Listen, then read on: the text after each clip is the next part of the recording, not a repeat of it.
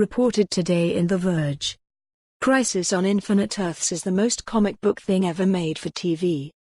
Going to the theater now feels like going to a comic book shop.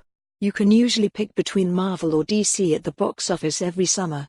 This extends to TV and streaming. It's possible to have an entertainment diet made entirely of superhero media and still not get to it all.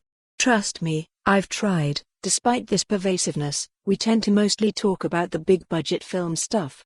The MCU and everything you need to keep up with it.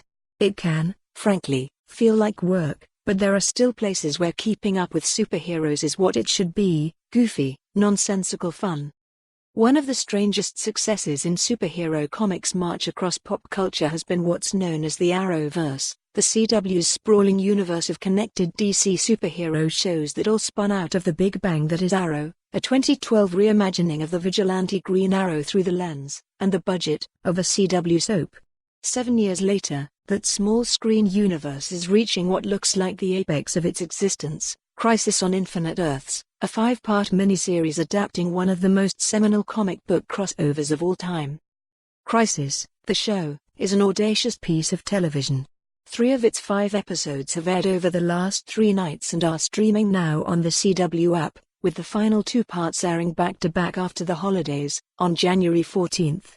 Its equal parts Power Rangers and pro wrestling, a love letter to superfans, and everything garish and off-putting to the uninitiated. Entire scenes are dedicated to obscure cameos, characters are introduced with very little explanation and dispatched with even less. It's all very silly and also remarkable, the rare TV event parsable solely to fans who have followed a half-dozen shows for 7 years, by design.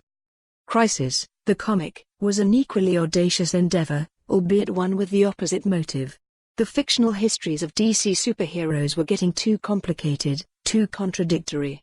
The solution, then, was to end it all, casting every story ever told in a DC comic across a wide multiverse, and then bringing that multiverse to an end. The comic book Crisis was an act of consolidation, letting the editors, writers, and artists of 80s DC decide what they liked and what they did not from the previous 50 years of stories so they could start again.